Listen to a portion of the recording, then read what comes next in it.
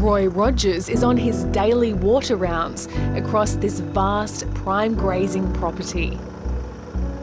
Cow can go, weeks without having a decent feed, but, they can't go too many days without water. The thousands of cattle on the property rely almost entirely on water from the Isaac River.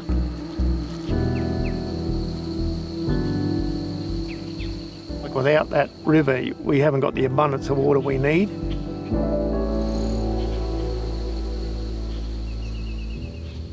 But huge swathes of this grazing land could be swallowed up and surrounding waterways seriously impacted by a massive new coal mine that nearby farmers and environmentalists say should never have been approved.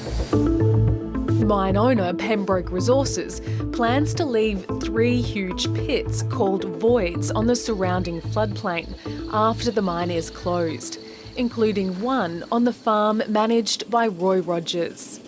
That void is planned for grazing land just west of where he pumps water from beneath the riverbed. We pump that water to our troughs so our cattle can survive.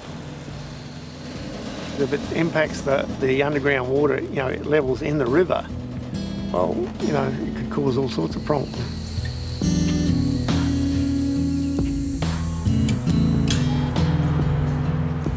"730 can reveal those fears were also held by Queensland's environmental regulator as far back as 2018. Right to information documents show the Department of Environment and Science expressed serious concerns about the mine's draft environmental impact statement. In a written submission, it said there was insufficient detail about the rehabilitation of the voids and their impacts on the groundwater and river system. That sort of information is really needed before a clear decision can be made that the environmental effects of this mine are able to be managed properly. Groundwater hydrologist Matt Currell analysed the documents for 730. And there was concern raised by the department that leaving those mine voids there would cause this long-term ongoing seepage of water from the river that would reduce flows in the river, as well as affecting the ecosystems and water users that depend on groundwater in the area. In May 2019, responding to the final environmental impact statement on the mine proposal, the department wrote that many of its questions remained unanswered and the plan to leave voids did not meet the government's expectations.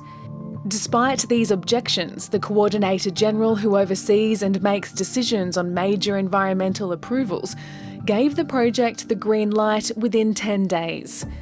The department later issued the final environmental permit. It's highly concerning that the Coordinator General is ignoring that advice and going ahead and providing for recommendations of approval around a mine such as this. This really does raise serious questions around the wasted resources of the experts in the Department of Environment and Science. This is just such an atrocious example of how our system is broken and our environment laws aren't being upheld. The current Coordinator General told 730 that extra information on groundwater and other impacts was sought before the mine was recommended for approval, and rehabilitation conditions were imposed to ensure the voids would be safe and non-polluting. Roy Rogers and the owner of the property, businessman Jim Gorman, are furious about the approval. What faith does that give you in the government's environmental approval process? Not much at all. Not much faith at all. The water, that river, affects everybody that's raising cattle from here right down,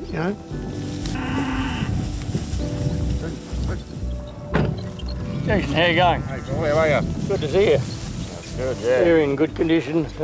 Paul Harris raises prime Wagyu beef on this grazing property. He's also fighting Pembroke's plan to buy more than 1,000 hectares of his farm for its mine. They're going to reduce greatly the supply of water in the river. Landholders don't matter. And if they can run roughshod over landholders, they will. And they are. But not here. Pembroke Resources said in a statement that environmental rehabilitation would continue throughout the life of the mine and beyond to reduce its impacts and protect surrounding areas. The next step for Pembroke was getting the mining leases approved. Those approvals are decided personally by the state mining minister. At the same time, the Queensland Premier, Anastasia Palaszczuk, was keen to be seen as a supporter of the coal industry. You know, the Deputy Premier and myself are absolutely committed to making this budget a jobs budget and a big focus too on regional Queensland. In the lead up to the 2017 election in Queensland, the then Premier Anastasia Palaszczuk came under serious pressure.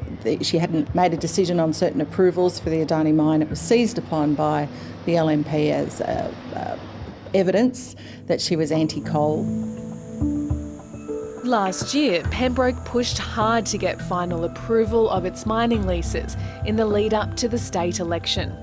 The company engaged a lobbying firm called Next Level Strategic Services, run by former Labor Party State Secretary Cameron Milner.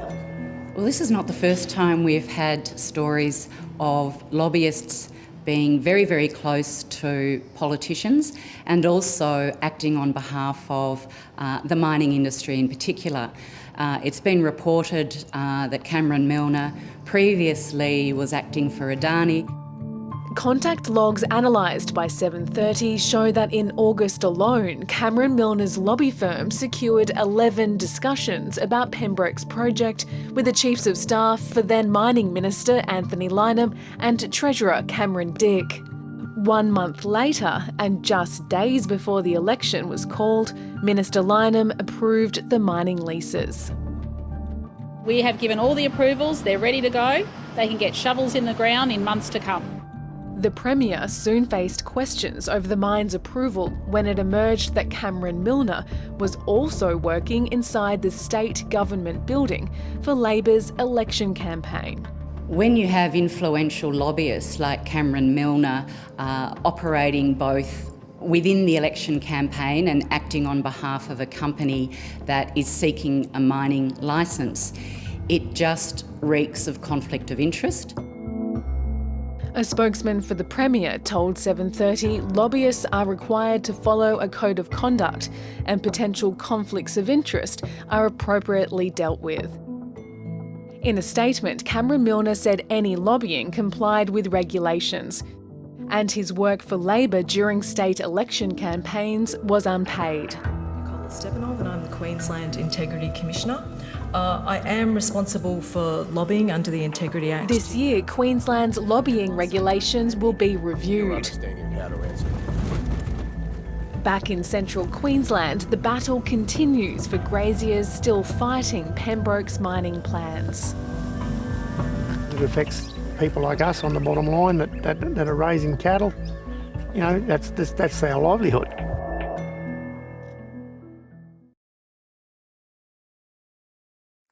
Hi, I'm Lee Sales. Thanks for watching this story. If you'd like to watch more of 730's stories, they are on the left of your screen. And tap on the button below to subscribe and get the latest from ABC News.